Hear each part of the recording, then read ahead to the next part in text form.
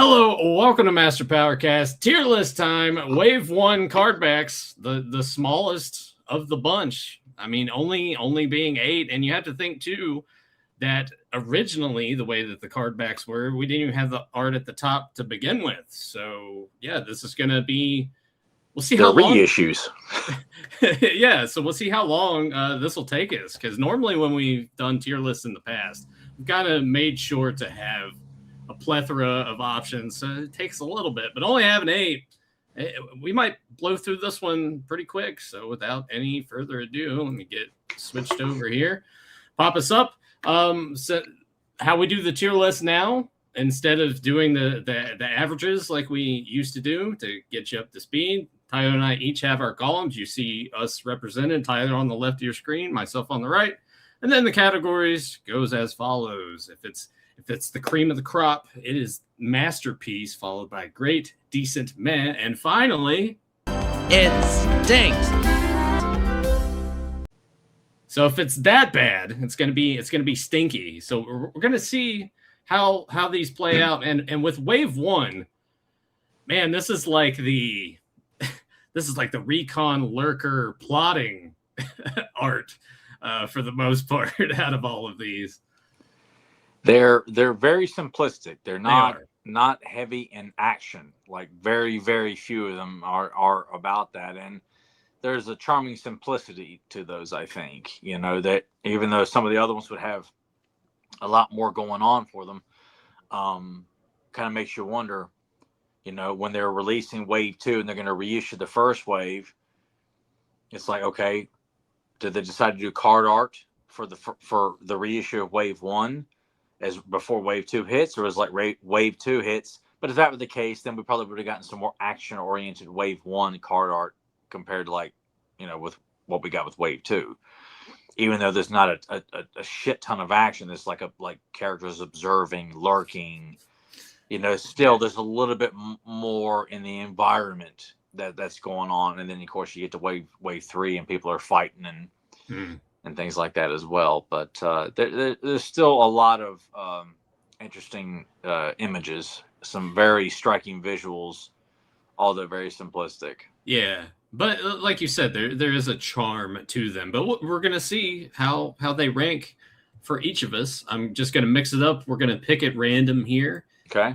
And we will start off first with Man at Arms.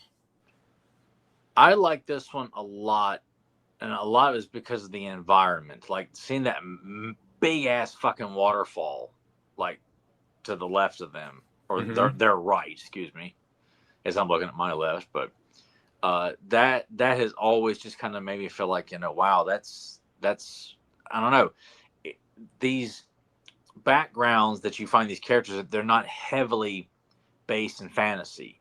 They look like they could be places of our planet right now. Like they're not above, you know, like that's so unrealistic. Like, but it's a massive waterfall. It's like a part of it. You're like, where is this located at?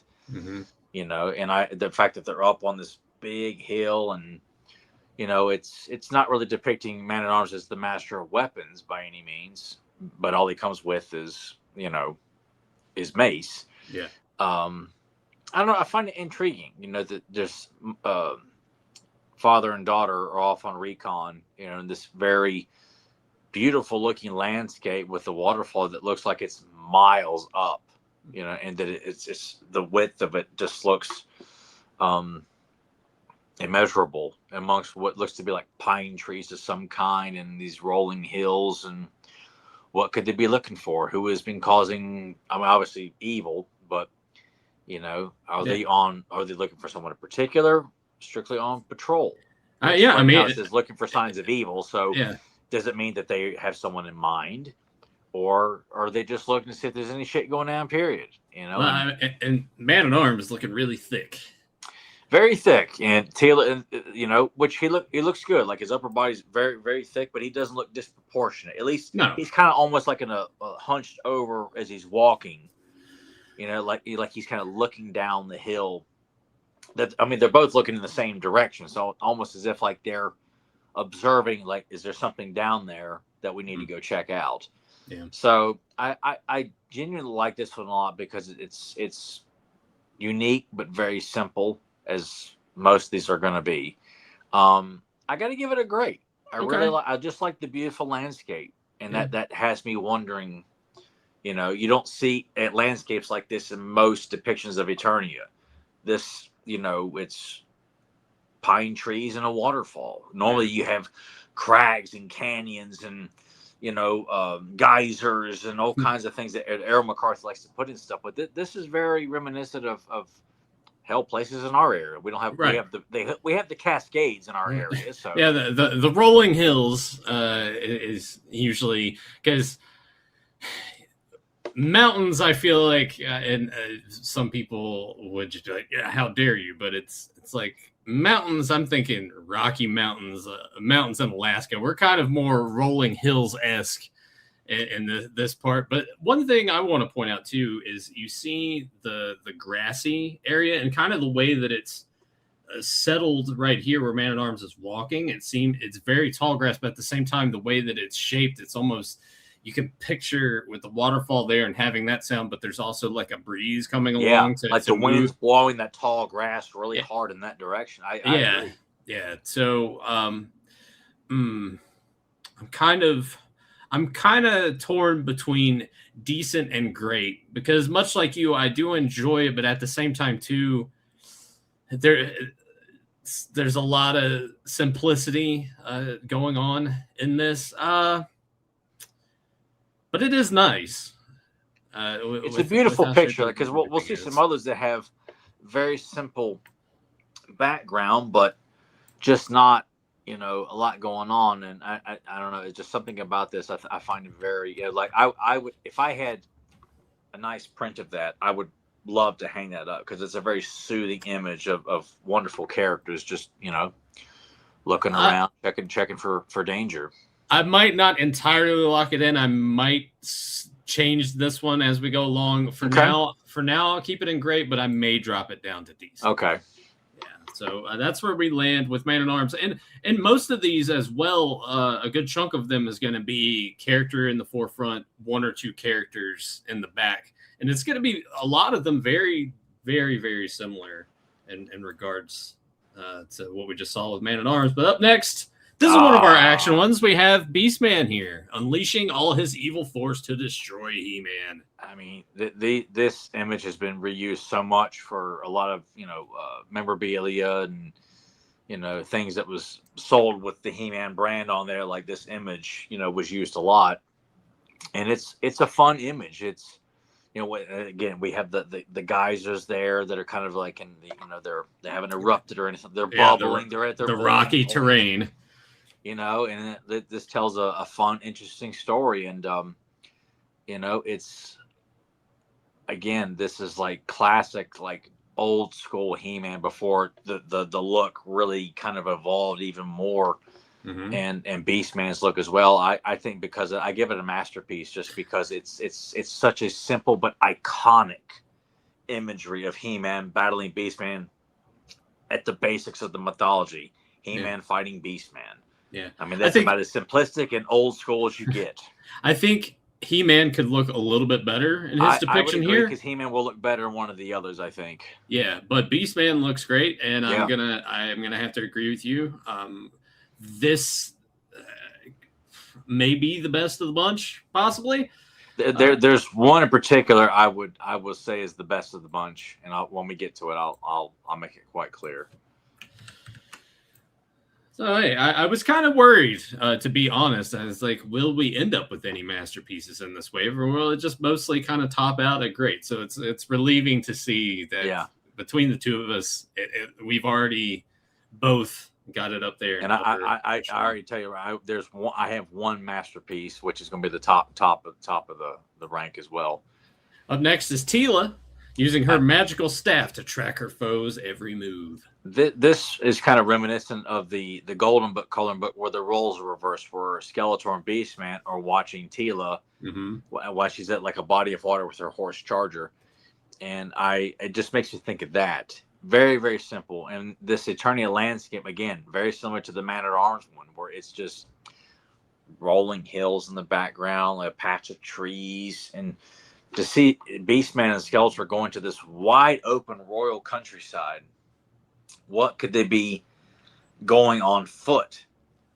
At this point, there's no vehicles for the evil warriors at this point outside of, you got, they want to steal a battle ram or something like that. Panther hadn't come out yet. So to see the evil warriors like trekking on foot, to a very wide open landscape like that, it's simple but intriguing at the same time as you start to wonder, what are they looking for? And she's obviously following them. So again, as simple as these are, man, they still tell a story, to think about, like, they're wide open. They're not hiding from anybody,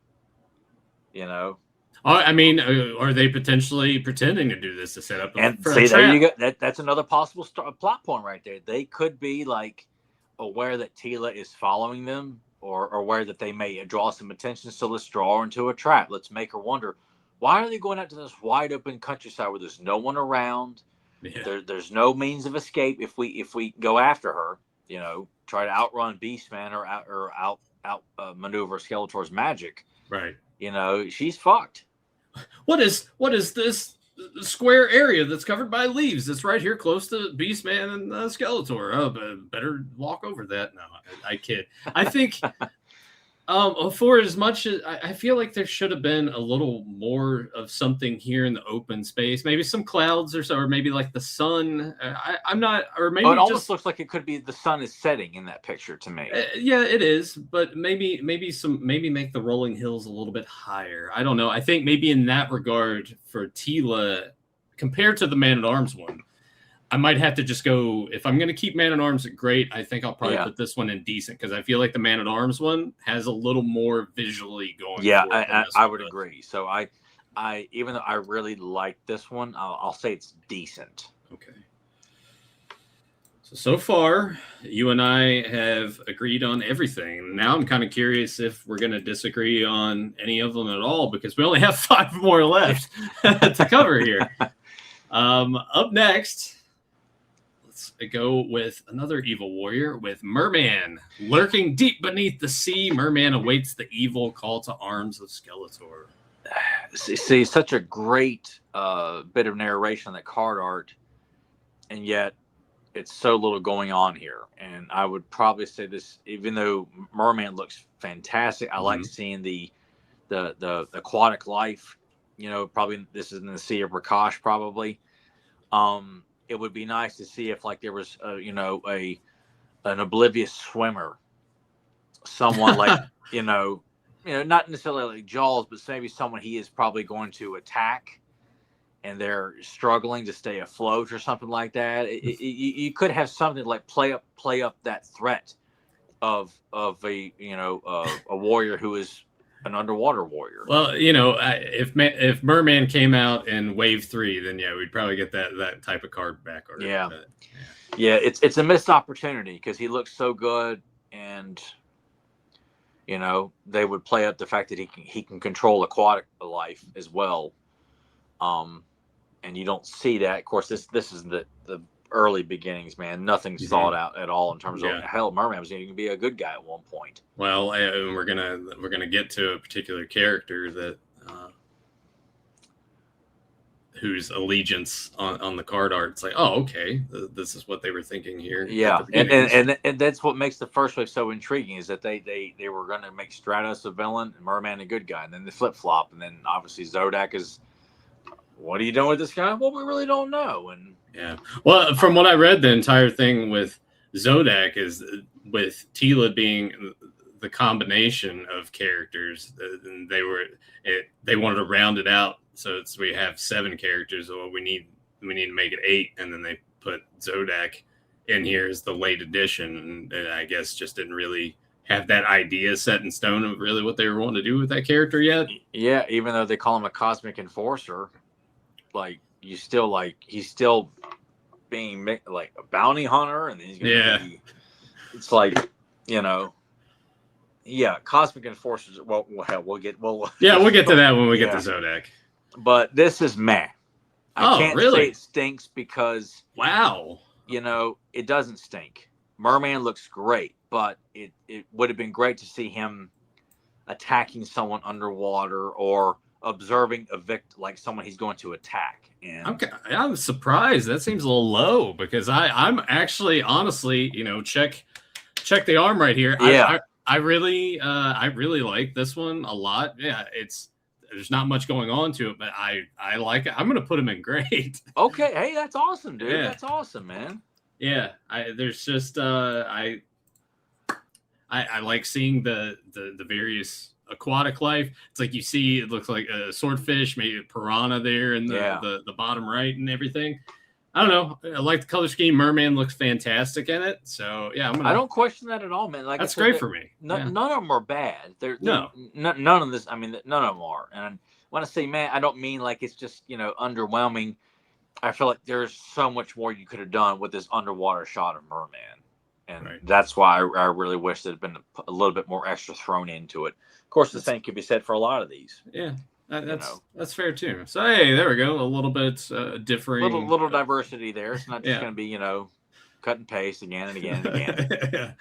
Up next, Stratos. This is kind of more much like Beastman. We get a little more sort of actiony spot. Stratos swoops down upon Skeletor and his evil warriors. Yeah, this is a pretty dynamic action sequence here, and the idea too of one lone heroic warrior taking on 3 evil warriors, whether he's getting ready to attack them or he's been spying on them and they catch him, so he's going to take off and alert He-Man to what the hell they got going on there. So again, something you could really kind of play around with here.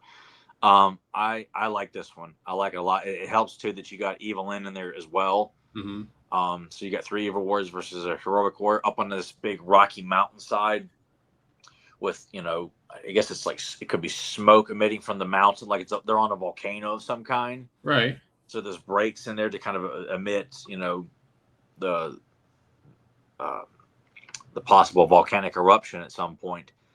And it just looks interesting and intriguing. I like how Stratus is drawn there.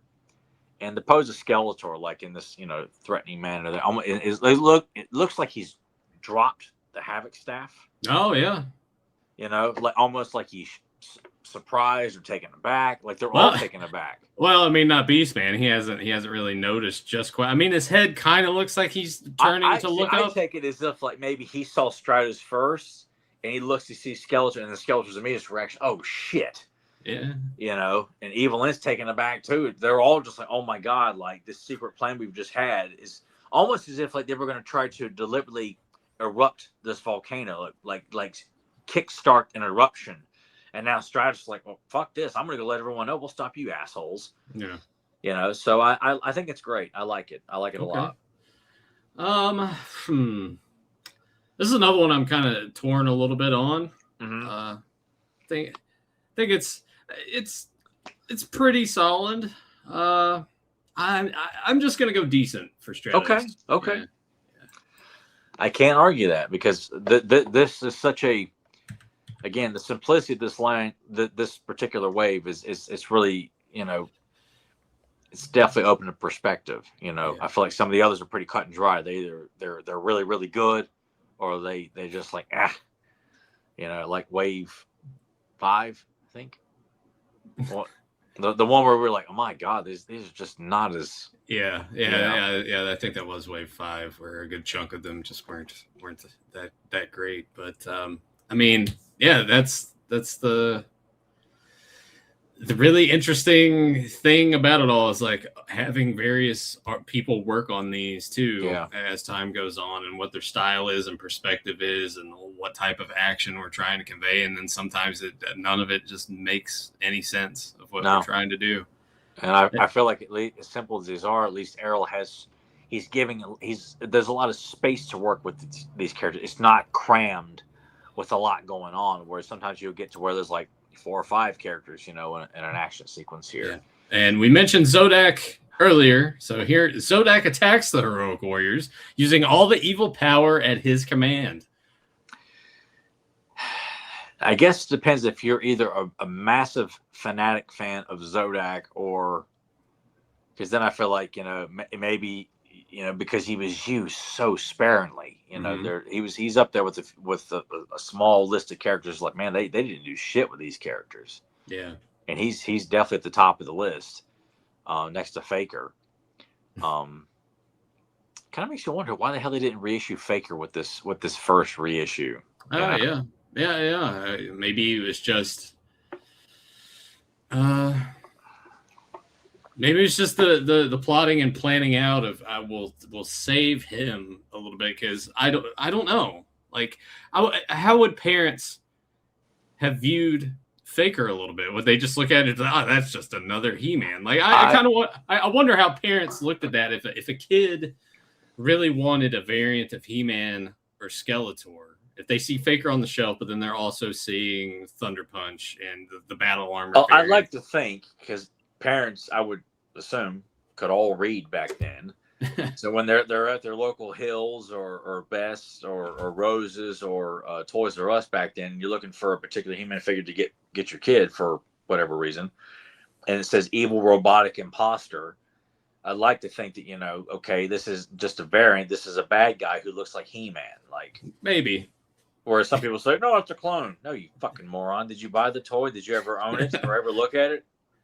I remember getting into an argument with some idiot on social media years ago about that shit. What And he said they just wanted to on argue about it. And I finally on said, Facebook or yeah, the org forums? Facebook. Oh, all right.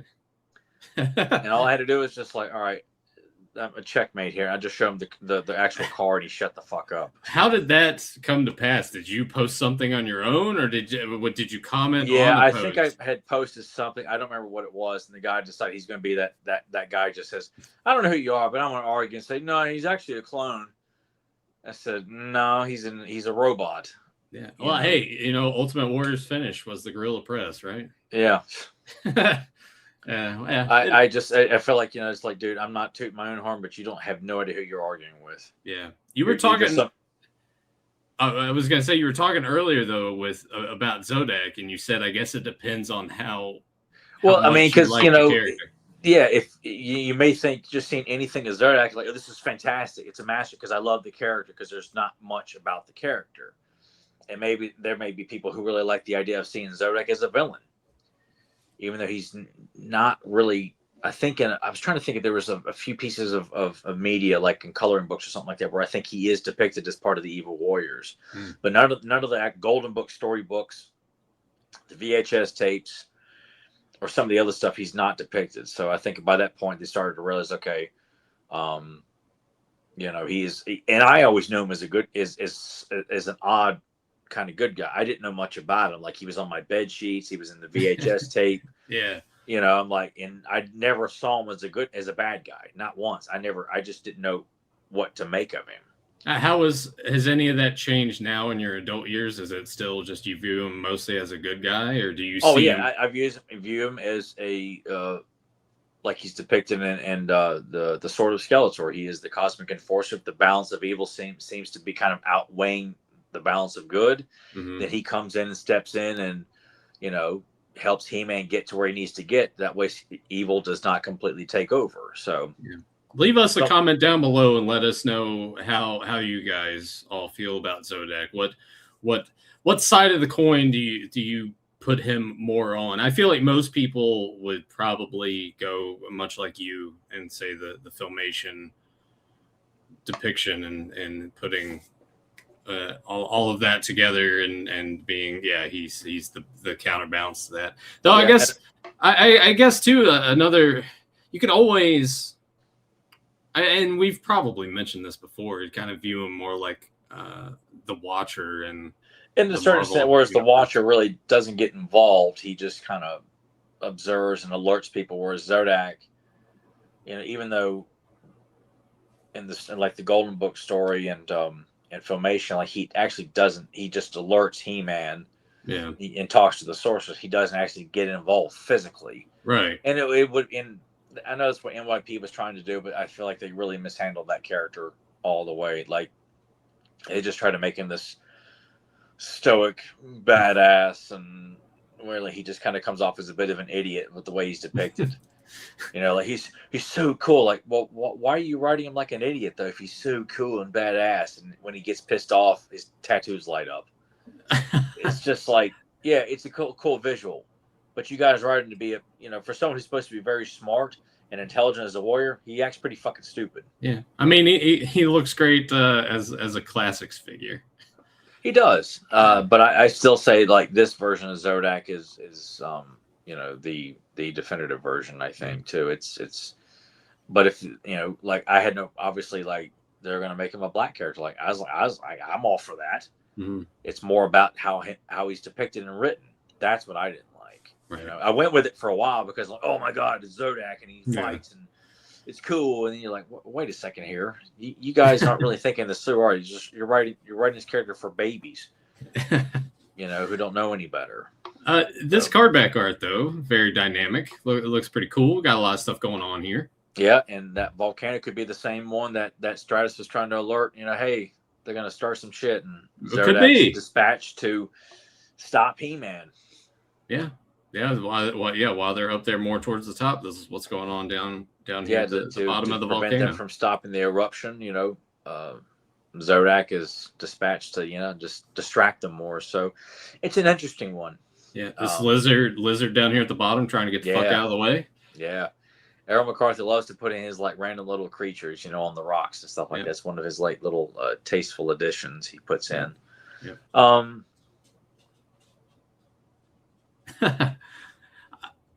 I'm gonna say I do enjoy this one quite a bit. I think I'm gonna put this one in great. I'm gonna say decent for myself. Okay. I think it's more about the pose for Zodak. I wish he was kind of standing more upright, standing very dominant, like the kind of up in the air running pose is just not as menacing to me for what he's being depicted as right now. But a good cardback. Oh yeah, it's not a bad cardback at all. No, there's a lot going on with it. Well, we only got two more, and two more. All right. I'm sure you at home can guess which two we have left. Skeletor, masterpiece. I love this one. This is stunning. It's beautiful. Yeah. This tells a story, especially when you're getting into the line. Like, I think if this is like Skeletor has come from Infinita, and this is his first time going to seek out this legendary castle of Grayskull that holds all these secrets and powers, and he's like, I gotta own it, and I'm gonna take it like I took over Infinita. So this is his first attempt to take it, and then realizes I can't do it, and I can't do it alone. So I like to think that this is the beginning of him realizing, okay, I need allies. I need accomplices to help me take over this castle. Like this night, he thinks he's going to be victorious, and the castle won't allow him in, obviously. So when he fails, this is when he goes and seeks out others to help him out. I mean, the castle looks really, really good. Castle looks amazing. I mean, Errol McCarthy, it's so detailed. It looks, and seeing the drawbridge is open. There's a light illuminating from inside the castle, almost as if like maybe he's trying to lure or taunt people to try to, like, I dare you to come in here and try and take this, and like you ain't getting anywhere in here. And just seeing the moon, or that could be the sun down there at the bottom, like the sun is setting and the night is starting to set, and he's just, the way he's posed, like he's just creeping, like lurking around, almost as if like he's observing, like there's no one around, no one is guarding this place. Yeah, it's a masterpiece, man. It tells a great story. If I had to have one little nitpick, I think it's just how his left arm is like bent like backward like that. I like that because of the way his fingers are posed. Like if his fingers weren't posed like that, I could see what you're talking about. But the fact that he gives us a little bit of creepiness in his hand gesture adds a little extra to, like, this is the Lord of Destruction. He's up to no good, man. I mean, despite that little nitpick on my end, I will actually agree with you and give it a masterpiece, just because the way the castle looks, the skyline with the nighttime setting in, and much like you said, it tells a story. I mean, you told one just from that. This is his first attempt, et cetera, et cetera. But yeah, despite that, I am also going to give this a masterpiece. Kick ass. Only one left. and it Wonder is. who it could be. It's got to be fucking Rio Blast, I guess. Yeah. So last but certainly not least, we have He-Man guards the safety of all Eternia, his faithful allies at his side. Once again, this is a callback to the Man in Arms. You see that taller grass, the wind is blowing. You see He-Man's hair also being blown by the wind. Got the sword stuck in the ground. Well, maybe the grass is just a little too. He's just got it setting on the ground. Yeah, not like he's just kind of like gently placing it. You're not plunging into the dirt, but just stopping and looking like they're thinking about something or taking a break. But He-Man looks fantastic here. This whole card back looks great. I mean, you zoom in on Tila's face, that is missing a little bit. Well, detail, and because I only said I get what you're talking about, but her with the depth of scale, like she's probably the furthest back in this depiction here. Yeah. But she also looks like she's concerned. Like they're seeing something that may not be. I mean, He-Man looks concerned as well. They all look like maybe they have arrived too late. That something that they were looking for or hoping to stop has already happened, and the devastation, the destruction has already taken place, and they're too late. And all you can hear is the howl of the wind blowing past them as they, but even says they're guarding the safety. Yeah. So, I mean, in this image, I guess based on the narration, it's like, they're just observing the area. But I like to think that the look on their faces like we're too late. Yeah. And this does what I was wanting more from the Tila card back art. Having clouds like this in the background really it adds extra layers to it. It really does. It makes it feel full. With all of that said, honestly, between how everything looks, especially with the shield and the sword. I mean, look at the nicks in the shield. He-Man has seen some shit. Like he's been through some pretty intense battles already, and like it's details like that add extra context to what these characters go through. It's not just a clean up the street kind of thing. It's like, no, these guys are fighting for their lives. They're fighting for other people's lives. Evil, all from monsters to aquatic creatures. We've got a new villain showing up on this planet. He's after the massive source of power on it. Like it's a job. It's a 24/7 job. It doesn't quit.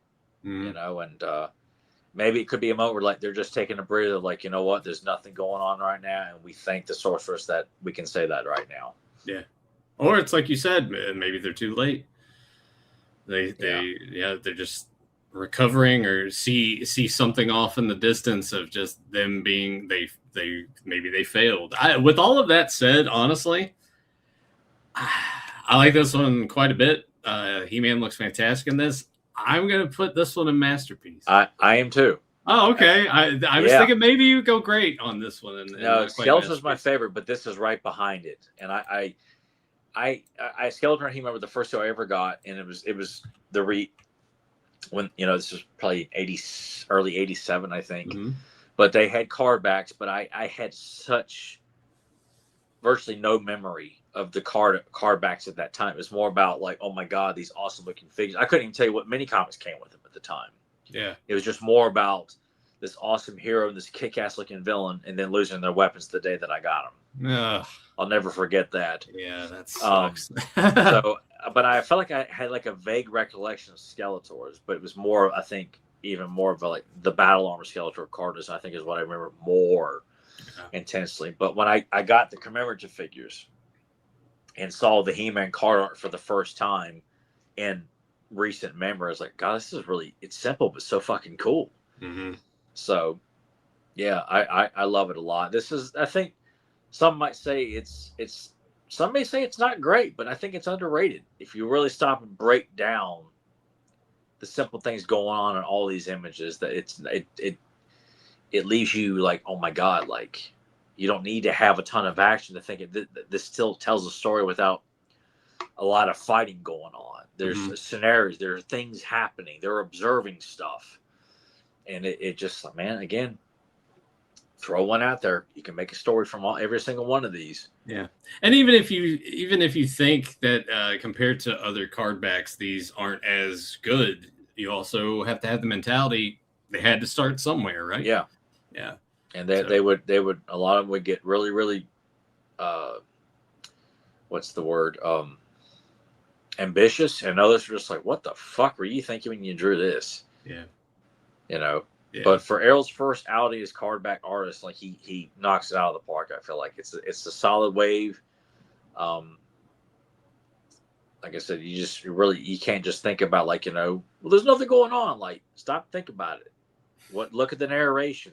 There's lots to be told and think about in every one of these. More, and I was anticipating saying everything that we did, tonight. It was just kind of like, just roll with it. And just you're thinking about more out loud. Like, no, there's a lot going on in every single one of these. I'm still surprised that Merman ended up all the way down in math for you. And it's, again, I don't, like I said, I just wish there was more going on in the underwater sequence there. Like, he's swimming, maybe he's being alerted to it, but I'd like to see him, much like Beastman, attacking someone, right, or commanding a large fish to attack, a fallen He-Man into the water, or something that would really make him threatening. Because everybody here, like, comes off as a bit of a threat, like Beastman, obviously a threat to He-Man. Skeletor's a threat to Castle Grayskull. Zodak is a threat to Man-at-Arms and He-Man. Stratos is a threat to the Evil Warriors. Like, to see Merman doing something that comes off as, he's just hanging with the fish. That's why I feel like it's like I said, it looks great, but it needs a threat. It needs to make him look like he's getting ready to do something dastardly, something at the bidding of the Lord of Destruction. Like, he's awaiting the call of Skeletor. Okay, that's fine, but I feel like it should be something that I get what you're saying. I guess for me, it was just more of this one with the art and how good he looks, kind of pushed it. And he looks fucking fantastic. I just wish there was a little extra punch. Yeah, I get where you're coming from with that. Yeah, but that's the Wave 1 card backs. We varied a decent amount given how few there were here. Yeah, agreed. I think we did a hell of a job of breaking them all down, and people didn't think there was much to it. Hopefully, what we talked about was like, no. There's a lot more going on here than you realize. And Errol McCart's like, how the hell did you pull out of that? I'm like, it's just what much like Transformers. There's more than meets the eye. Absolutely. But as we put a Wave 1 tier list behind us, we'll roll some commercials, and we'll be back right after this. Get ready for thrilling action when evil unmen battle Swamp Thing. Who can stop them from destroying the Earth? Swamp Thing! Watch them turn into evil unmen to battle Snare Arm Swamp Thing. You're no match for my mighty Snare Arm! But I am! Is he doomed? No, now I'm a different Swamp Thing! I'm BioGlow! The Earth is safe! BioGlow and Snare Arm, each sold separately. Swamp Thing, Guardian of the Earth. Nintendo. It's for breakfast now! Nintendo. It's a cereal! Wow! Nintendo. Super Mario Chunks! Nintendo. In a fruit-flavored crunch! Nintendo. Here's Zelda too! Nintendo. It's very good news! Nintendo. You just can't move! Nintendo cereal system is a super part of this nutritious breakfast. Nintendo. 2 cereals in 1! Wow! Without water, they'll fry. It's No Man and Gripper. Say goodbye, Turbo. The force of freedom. Oh, it's Rambo! Blow away, Gripper! Turbo, jump on! I'll use my night vision helmet. Got him in my sights. Look out! Gotcha! Get Turbo, Gripper, and Nomad. Figures and vehicle each sold separately. And we're back. Up next, all the feedback that we've gotten so far on our New Adventures mini comic review, where we covered all 4 of the mini comics released for the He-Man toy line that with a year later, we would get the New Adventures cartoon. So a lot of this has to do with kind of their opinions, their experiences with it, et cetera, et cetera. So this first little bit here comes from the premiere chat. This comes from Oliver Belmont. When I watched the New Adventures of He-Man, I was just less impressed. He-Man looked good, but Skeletor was cracking jokes. Skeletor is the Lord of Destruction, not the Lord of Bad Comedy. Can't argue with any of that. Yeah, well, it's Skeletor's portrayal in the New Adventures cartoon is very jarring at first, but I think once you kind of get used to it and you get a few more episodes under your belt, you might not really get the appreciation of his sarcasm and like how he is and how he acts towards the rest of the evil mutants. But I totally understand that. Had he been depicted the way he's depicted in the early episodes of season 1, I think again, this could have sold better had they just stayed the core. But then again, too, Mattel was, I don't know what their parameters were, if they had any say on like what the cartoon was going to be tone wise, push more bad comedy, or that was just something that God, I forgot the name of the company that put it out. I felt like, we're going to push more comedy in our cartoons because we're doing cartoons and cartoons are supposed to be funny with action in it too. But that's why I still feel like it could have worked. Just the tone and the character depiction should have been changed a lot more. Yeah. To make it more of a welcoming addition to people who were like, what is this? Yeah. Oliver Belmont followed up with this a little bit later on. I wonder how would Skeletor's evil warriors interact if they met the evil mutants. Perhaps Tyler can give his opinion. I definitely feel like the mutants would look down upon the evil warriors because they're more technologically advanced in terms of they're all tech based. They're not grounded hand-to-hand combat warriors, even though you have people like Karate and Slushhead who were engaged in a lot of physical contact. But there would be a butting of heads and feeling like, you got this great army behind you, but you got these new warriors that are following your lead. Like we've been loyal to, I'm sure it would be a very interesting dynamic because I feel like Evil Lynn would probably be the one running the show for the ones who decide to stay. There may be some that's like, we're not following her. She doesn't pay us, or she doesn't, maybe something that Skeletor treated him better. And I don't know, but I just feel like, there is going to be a line in the sand. I feel like with a lot of these guys, Beastman, I feel like would be very loyal. Merman, Trapjaw might take to it because he's more tech based with weapons and things like that. So I could see him maybe being a little bit more receptive to it. Triclops, Jitsu, Webstore, Cobra Khan, Too Bad would probably think it's a good idea because if he's depicted correctly, he's a evil strategist. So he could probably okay, you know what? This is brilliant that you come back here with this massive armada, all these warships and things like that. We could really use this to take over. So ultimately, I think they would all work together. But seeing them land at Snake Mountain, they all come out going, who the hell is this? And out comes Skeletor with Flog and Slushhead and Karate and Hoof and Optic and Quake. And I could see a little bit of everyone sizing each other up, competition. Are these guys going to replace us? Kind of thing. And Evil Lynn's like, hey, you left. And, I took over as leader. And you really could have a good solid 1 or 2 issues of just Skeletor coming back to Snake Mountain to reclaim it and see how the original group would respond to this brand new faction showing up and all these troops and everything else, and thinking okay, we're supposed to follow your lead now. Yeah. And then all would eventually let their guard down and join it. And maybe Summer's fuck this. Well, I was going to say, do you see any of these characters sort of defecting, potentially maybe even going to the heroic warriors and being like, hey, this is what's going down? Probably not. I almost feel like that's such a cliche trope. Yeah, don't need to make any of them. I really don't want to see any of these villains ever become good. Maybe you can have a brief tease Tease it, but just don't go all the way with it. Yeah, like I could see Triclops kind of being like, just because of how he's depicted in that one mini comic, that he's a bit more honorable, even though he is going to follow Skeletor's lead and is loyal to him. But like, think about like karate, and then you got ninja and jitsu. Mm-hmm. This guy is a master martial artist for where he comes from, and then you have ninja and jitsu, who are the dominant martial artists on this planet.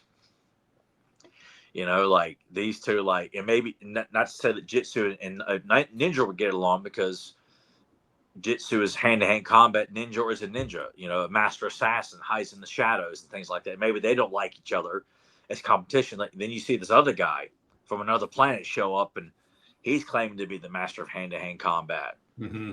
See, moments like this, you could really build up, a lot of great moments before it goes like, enough of this bullshit. Yeah. We're all working together here. You all work for me. I'm paying you all well. Shut the fuck up. We're going to go take Castle Grayskull. No, actually, I'm going to go over here and start Eagle Fang karate. Don't you? Yeah. Don't you worry about it. Oliver Belmont also asked this, which I didn't get it cropped and put on here, but I was like, I remember Oliver Belmont saying this. How about reviewing the entire New Adventures of He-Man toy line in the next Master Powercast show? We do plan on doing a retrospective on the toy line and covering all of it, showing you guys all of it and how fun it is, which will actually tie in to one of the comments that we've gotten thus far on that particular episode from Casey Duncan. New Adventures, I have Optic. Looks so cool. Kind of thought about collecting more.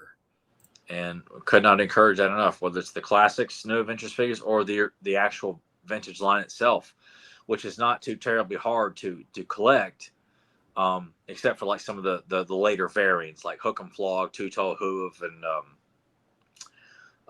the Flip Shot variant. Fuck, I can't remember what kind of. It's a very goofy looking variant. Yeah, it's the color scheme is like, what the fuck, man? Is this a prototype? He just threw it out there and said, fuck it. Yeah. But it's a great line too. Like, again, I know it's smaller in scale, like, but when I got as a kid, it's like they were more articulated, and I loved that about New Adventures, like being able to bend He-Man's knees and have like side kicks and just do all kinds of cool poses. Like and you got scoliosis He-Man. Yeah, really, really cool stuff you can do with these action figures. Yeah. But I just, well, hell, I still have my original Skeletor right here. This is from childhood, and just being able to bend the knees and like kick out and just things you couldn't really do with the original line, which it wasn't a disservice, but I loved the articulation of G.I. Joe. Yeah. I got He-Man figures that you could bend at the knee and do splits and kicks and back kicks, and yeah, it was a nice little addition to the mythology. Like, oh my God, it's it's awesome. Hell, you can still does the fighting. They just don't have the helmet, the hammer staff, or his cape. But this came from Hills. Yeah. Have you ever thought about maybe just getting the rest of that just to make that one complete, or no? I would like to get. I mean, I have ambitions of getting everybody. I just have not. I start out and they get sidetracked, and because the ones I got, like when I bought Nocturna and Visor, they were not expensive to get. I remember getting Karate, I think in like 2001 or something, and he arrived Christmas Eve. Oh, that's awesome. And I was like, holy shit, like I got Karate on Christmas Eve, man. Yeah. Like I was happy to pig and shit on that day. And you do have a handful of them carded up there above your head. I do. Yep, Yeah, I do. so. I got Hydron KO in his foreign card, so his name is Tartarus on that one. I got Visor, Spinwhip, Flog, Optic, and Lizor. Yeah. Optic, I would kind of like to get maybe Min on card. Yeah. I mean, Optic, and I had him as a kid too. He was one of the three that I actually owned, and I hate that they were so. I naturally, because we had the power sword, the role play set up, and a handful of the figures and one of the VHS tapes. Like, how I did not come across getting more of the New Adventures figures, I have no idea why. Yeah. And it bums me because I really wanted KO, I really wanted Karate and Hoove. Yeah. Let's see Quake. Quake was I had 4 total. Quake was the 4th one I got. Yeah. Hopefully, I kind of have these next few in order. If not, we'll kind of piece it all together. But all of this comes from Febmon, and this was the kind of idea that Febmon was having in regards to, He-Man, Skeletor go off new adventure. She-Ra's here to stick around and deal with everything. Yeah. She-Ra unites all the heroes jumping between Eternia and Etheria. Meanwhile, Evil Lyn takes charge on Eternia while Hordak pushes an invasion of both worlds since Skeletor is gone. Mix the heroic warriors, the rebellion, and the comet warriors as one big faction, but when some characters are getting their looks and powers are upgraded by Man-at-Arms of Light Hope, also She-Ra taps into more power from the Crystal Castle and unites that with what is left of Castle Grayskull. Also have She-Ra go look for Point Dread and the towers on Eternia while looking for the Crystal Falls on Etheria to boost the power of both castles. As for the Sorceress, she went with He-Man while Teela steps up as the new Sorceress of Grayskull. As for the last part, explain that the Starship Eternia was made with some of the same strange tech that was inside Grayskull, and that planet Eternia is its origin point, making the people of Primus a lost ancient colony of the people of Preternia, but in another galaxy, not the future, so He-Man can travel back to Eternia at some point without a lot of that not enough power to travel back shit. So that's what Fedmon was kind of thinking in regards to all of that. Interesting concept there. Yeah. In particular, the part, let's see, I think it's in this one here. The Comet Warriors, having the Comet Warriors kind of hanging around. I already had them in mind too. I was just like, they would already been on Eternia. Like, I think about, like, when I'm thinking about this, like, I don't think about that because they were only in the She-Ra cartoon, that they were only going to be part of the Great Rebellion during that time. Like, I see them as like, no, they've landed on Eternia. Yeah.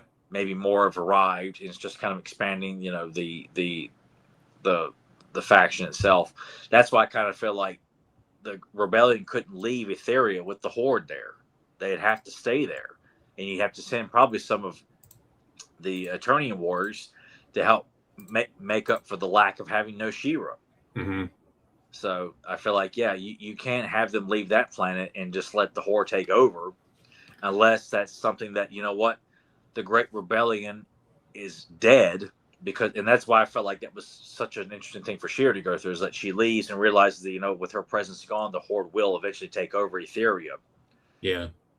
That Frosta, Castaspella, Queen Angela are barely holding out, and eventually may get taken over altogether, and they have to travel to Eternia, and you have this massive influx coming there.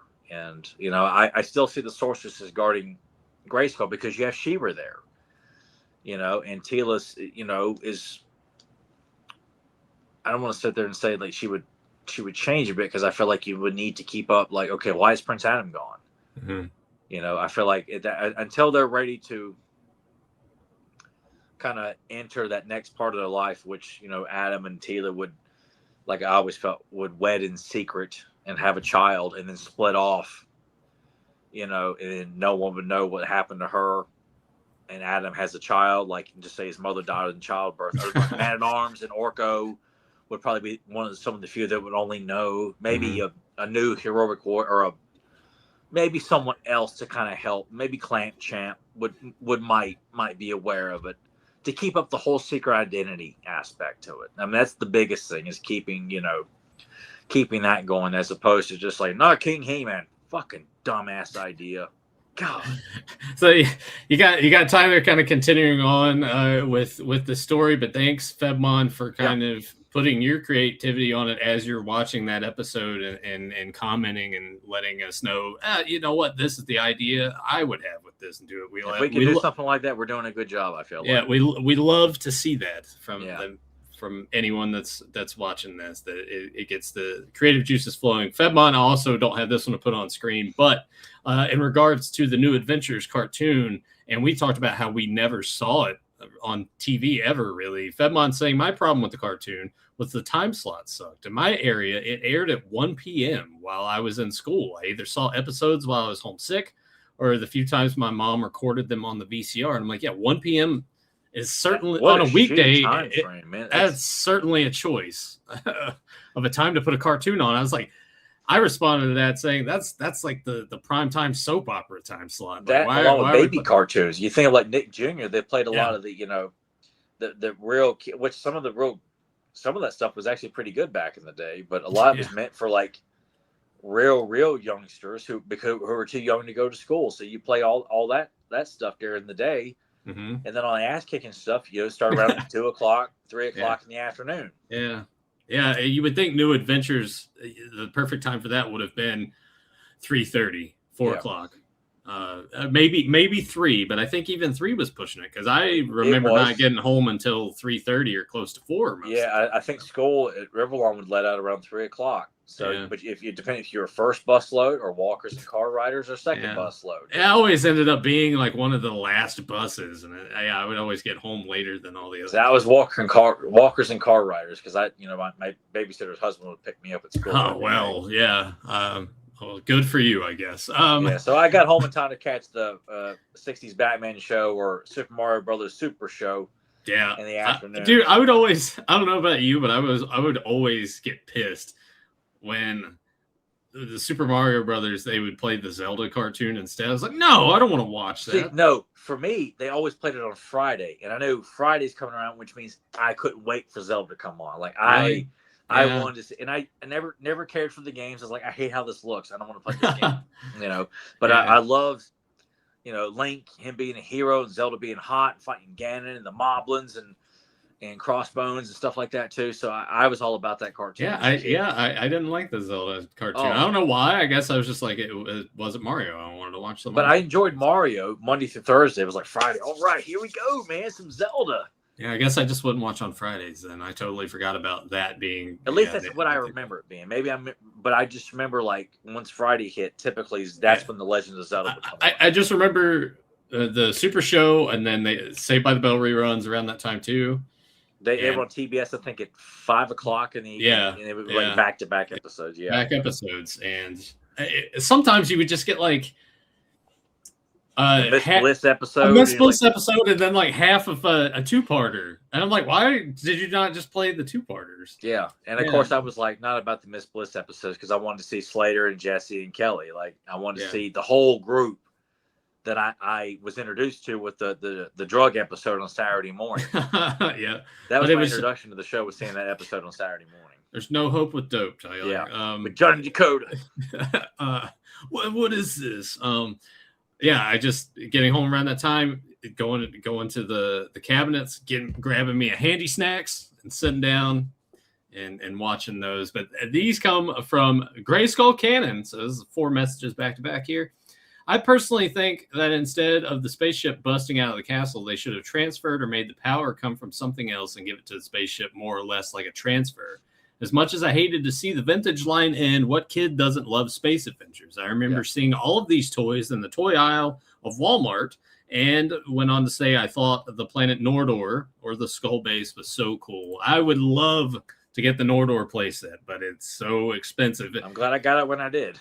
When it barely pops up on eBay half the time, because it's rare to see it on there, and if it is, it's probably got the box with it, and they want like 1,500 or more. So they want to treat it like it's the Grayskull play. I mean the Eternia playset. And it doesn't even have to have anything inside because I would just display it folded up. But it's a great display piece. Yeah, I would love to have one. Yeah, I'm very jealous that you have that. So yeah, I just don't have room to display it right now. It's up in my mom's attic right now. Well, now that you're rearranging that room, you better make a spot. I would love to make a spot for that. Absolutely. Yeah. This comment comes from Brian Clifton. I was a big fan of the original Masters, but I couldn't get into New Adventures when it originally aired, and even today, I honestly tried. We totally understand that. Yeah, I look, the cartoon doesn't help. It's more about, again, I just feel like the idea and seeing these heroes and villains aligning themselves with the He-Man skeleton and then eventually bringing it back to Eternia, like it would not be, you're never going to see. That's why I felt like it was important to keep the adventures like 2 separate comic books. Like you have a main book, and then once the new adventure starts, it starts off in a spin-off book, and then you still have the consistent adventures on Eternia to keep people who are fans of that there. And maybe you're like, oh, I want to see He-Man and Skeletor, not She-Ra, but I think it just makes it so interesting for She-Ra to go through that, something she was destined to be doing anyway, right? Yeah. But Brian, I went and watched the first 3 episodes, and the scientists are, if that doesn't that's hard to get past that. I totally understand. But the designs of the evil mutants, though it's different, I've learned to appreciate more of this iteration of Skeletor. So I'm gonna keep pushing through and watching more, and hopefully I can pick out some nuggets here and there. I'm like, I really like this a lot. And the animation doesn't do those character designs justice. Like, that's the thing. The animation with that is it can be good in spots. Like some of it looks like really, really good, and then other times it just doesn't work. No. And the same company, that did Bucky O'Hare. Bucky O'Hare looks fucking fantastic. Well, it's the same thing with the voice actors. Then it's like you hear them on Bucky O'Hare, it sounds really great. And they're here on the New Adventure Show, and you're like, well, what is this? Yeah, this is pretty shitty. It's not great. So, if that's all you had to go on, like, you can't sell it. It's just more about look at the vintage toy line. This is one of the rare occasions, I think, that when you're going that route, that we highly recommend. It's like, collect the toys, be all about the cartoon, and don't watch the cartoon so much. And just that's why it bothers me, because I feel like the New Adventure figures that came out in classics were pretty well received. Like people weren't, they look at like Tuscador and Adventure Skeletor and Karate and Quake and Optic. They all blended so well, and I feel like had we got more, like we got KO and Hoof and Butthead and Staghorn and Visor and Nocturna and Artilla, like God, or Sagittar. Yes, I did get Sagittar from the line and then have it on. The concepts are great. They just need to be kind of blended to where they align themselves with the vintage line, that these are guys from another timeline in another galaxy. Mm-hmm. Yes, they could easily exist, but you need to have them, modified to where they, and that's what classics did so well, outside of the shitty bios that, written by His Majesty. Right. And to wrap this up, finally, this came from the premiere chat. This came from Johnny. Nathan, have you watched Kung Fury and Turbo Kid? And I was like, yeah, I fucking love them both. You haven't watched Turbo Kid, but you've watched Kung Fury and you liked it quite a bit, right? Why am I drawing a complete blank right now? It's like, yes. I did watch Kung Fury and I enjoyed the hell of it. Yes, I did. Yeah. I need to get you to watch Turbo Kid and see what you think about it. Okay. Because I watched that. Because that made a splash around like 2015, and this is when you and I weren't talking at all. God, has it been that long? Then? Yeah, it's been that long, dude. I look back on that time period. I was like, wow, that was over 10 years ago now. It's like, holy shit! All right. I often forget that we had that. Yeah. That dumbass stint. Yeah. That went on for like 2 years. Was it that long? Yeah, it was like spring. It was definitely spring. It was when Terminator Genesis had come out. Yeah, it was like the start of the summer movie season. It was probably like what a piece of shit. But I was like, it's Arnold. It's probably gonna suck balls, but I probably should go see it. And I'm glad I didn't see it. But yeah, that lasts about 2 years. But yeah, Kung Fury kicks ass. I'll have to get you to. I think Turbo Kid's probably streaming somewhere. Okay. Because when I watched it, I can't remember if they put it on streaming somewhere first, and then I'm like, I'll get the Blu-ray of this and support. Yeah, it's on Tubi, Pluto TV, to stream for free. But one of the best things about it is that I was trying to think if there was any other bigger names in it. Maybe not. I might send you a trailer for it and see what you think. But okay. The biggest thing though is that Michael Ironside plays the villain in it. Okay, that's cool. Yeah, I think everyone else is relatively unknown. I was thinking there was someone else in there that had more of a screen presence, but I think it's just Michael Ironside. But yeah, post-apocalyptic 1997 kind of thing, and it's fun for what it is. The budget on it's low, but I think if you enjoyed Kung Fury, you might like this. But at the same time, too, the music in Kung Fury was awesome. Like the music called Power Move was my favorite. Yeah, that was great. Yeah. Wasn't there something else along that line too with Kung Fury? God, they were Also- supposed to do like a movie with Arnold and Michael Fassbender. I think were attached to it. Like they were actually going to do like either it was like a sequel or an actual movie based on the concept, and they announced all these names that were going to be in it, and like holy shit, this sounds amazing. And of course, nothing ever came of it. But will we ever see Kung Fury 2? Still saying upcoming sequel. Yep. Yeah, so it's Michael Fassbender, Arnold, David Hasselhoff. yeah, I remember Hasselhoff. Yeah, he was going to do like a song for it or something like that. I think. As of January, the film remains incomplete. Oh, okay. Development of Kung Fury 2 began shortly after the release of the featurette. Fassbender, Schwarzenegger, Hasselhoff were cast in 2018. Principal photography took place from July to September 2019.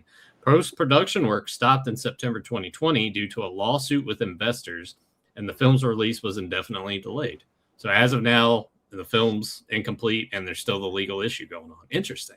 Holy shit! Wow. Yeah. So maybe that'll see the light one day. Yeah. Much like some of the other shit. Like, I mean, granted, it probably wouldn't have been good, but it would be nice to get that Batgirl movie out there because I know that Keaton's Batman was in it and Brendan Fraser was in it, and it may have been decent. That would be the ironic thing, is if it's actually good and it's like they didn't want anyone to watch it. It's like, why?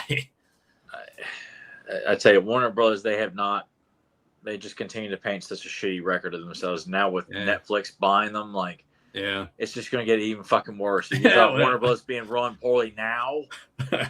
Netflix is just they've buried it and they're going to piss on the grave. I mean, the biggest thing for me with that whole ordeal is just how will that work in the future for any potential physical media of Warner Brothers being put on discs? Because I say this time and time again, with the power, or not the power, the internet going out for over an entire day, if I didn't have the collection that I did, I would just be sitting there. It's like, well, what the fuck are we going to do? It's like, what? And you could say, oh, well, maybe play video games. It's like, well, a lot of those are tied into you got to be online, or it's got to have an online connection in order for it to play. And that's not every game, but that shit sucks. So it's, I was happy that I had that because it's like, oh, let me take season 3 X-Files Blu-ray I got and continue where I was left off with my rewatch, or just pick something else out of the collection. So yeah, we'll see what happens with all of that. Or I think I did see something, I believe, right, that Vinegar Syndrome may be putting out Warner Brothers catalog stuff. I can't remember. I wish we'd get some Batman and Batman Returns with more in-depth documentaries. Like the ones that we got, like when they came out, they were great. But I'm like, more stuff has come out about the behind the scenes. Like, why? Damn it! Like, why can't we get more in-depth discussions? I feel like they were just, they were cut down. There was so much more. Like, I'm sure that they were asked and interviewed about, and they're just crammed into a very finite mini documentary. Like, give us more in-depth interviews with cast and crew. See if you can't get, Michael Keaton to talk about it. But obviously he's played it again. He's more open to talking about it. Yeah, and that shitty Flash movie. Ugh. Vinegar Syndrome has a near 40 title distribution license with Warner Brothers. So I'm curious what movies they'll probably, with it being Vinegar Syndrome, they're like, oh, what's this really shit movie Warner Brothers put out that has never seen the light of day? Maybe a good Tango and Cash. I could. That would kick all kinds of ass. We got like a decent Tango and Cash special edition. Yeah. We haven't gotten anything on that movie. There's nothing. It's just a bare bones, Blu-ray and bare bones DVD. I don't know if you saw it. Vinegar Syndrome, every year they do a subscriber thing. I mean, you guys spend like shit. That's like $1,000 or whatever, but you get like all of the subscription-based movies that they put out for that year. I think it might get it. I was talking to Tom about it. He seems to think that it's going to get its own individual release outside of the subscription box, but Demon Warp got a 4K release, but it was in that subscriber thing. But he's thinking that it might get its own release here in a couple months. So I'll keep you posted if Please if do. Oh man, I gotta see see that. Michelle Bauer in 4K. Yeah. Well, I just need to watch that movie. Oh, Period, the movie's so, fucking hilarious. yeah. So I'll at least I'll get on that so I can watch that. And also, we talked before recording that one Mr. Science Theater episode, about a half hour into it, and you said it really starts to get weird pretty soon. So I'm looking forward to finishing. Yeah, that just up. the weird random shit that's just kind of thrown into it, and then it turns into serial killer, into zombie, and then weird random footage thrown into, and people dancing around in their underwear, and these kind of fucked up drug dreams of weird women dancing around. It's just it gets really absurd. Yeah. So next time that we record, I'll give my thoughts on that. Hopefully this week I'll try to watch some other movies, maybe some of the newer stuff that came out in 2025 that's now starting to pop up on streaming services. I mentioned to you I may watch that Edgar Wright Running Man movie just to see how it is.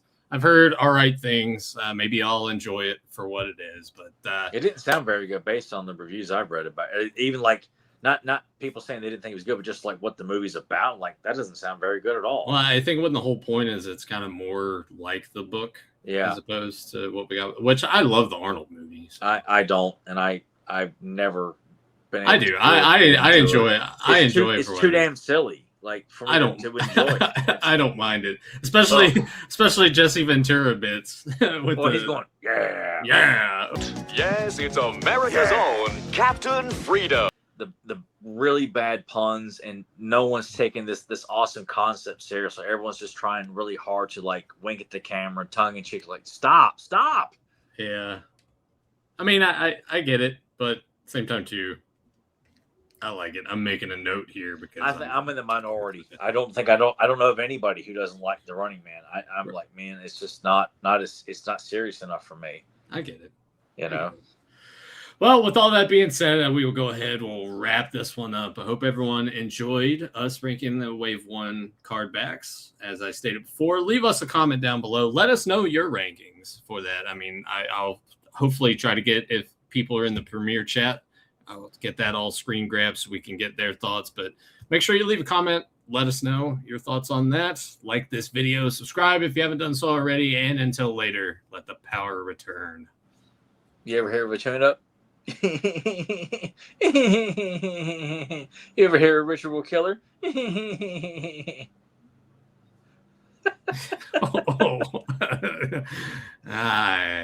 Nope. I have no idea. I was like, bug? Gnat?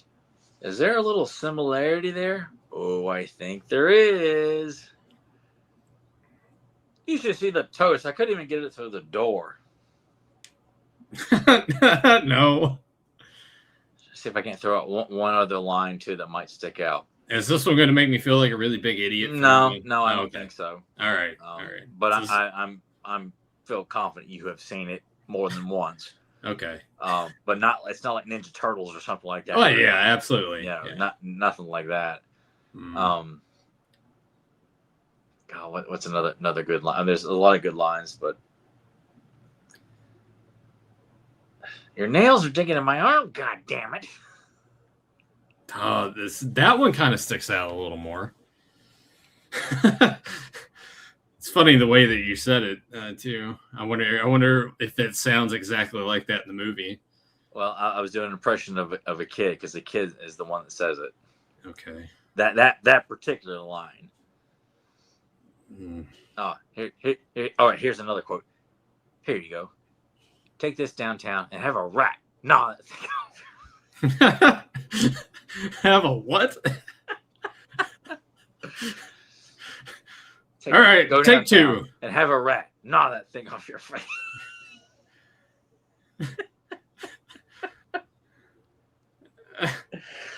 All right, take three. I heard. I got that one. I got okay, that one. All right. But I still have no idea. Buck. Uncle Buck. All right. That's a movie that. Shit, did you hit me with the Uncle Buck quote like back in December? I don't think so. No, man. I don't think so. I feel like you hit me with one before, but Uncle Buck is something. God, I've probably only watched maybe 3 times, definitely Wow. twice, but probably no more. Maybe 3's probably pushing it, but I haven't watched it enough. I liked it. Well, if you get around to watching it again, the guy who plays the Tia's boyfriend, he goes, "You ever hear me tune up?" That's the Human Torch from the Roger Corman Fantastic Four movie. Oh, okay. Yeah, He was also in those Disney made for Disney movies, Still Not or Not Quite Human, where he plays a robot named Chip. Yep. Jay Underwood. Yeah, with the dad from Growing Pains. Oh, Alan Thicke. Alan Thicke, he was the creator. I just remember when he would be at the beach and you see all these fucking promos for Not Quite Human, then the sequel like a year later, still Not Quite Human. Like, this movie looks like it fucking blows goats. It's on Prime Video to stream, so Yeah, it looked fucking dumb. maybe I'll give Uncle Buck another viewing, and I'll report back. Yeah. I'm building up now. I got a lot of shit to watch this week. Yeah, dude. Yeah, so I'll let you know hopefully on Friday when we record again. If Tyler's not sick. But yeah, hopefully it's nothing more than a mild irritation, and that's it. We'll see how that goes. But Yeah. thanks for your watching. time, everybody. No, whizzing the juice. Wheeze the juice. No, whizzing the juice. No, whizzing the juice. Chill, bud. No, but no. It's okay.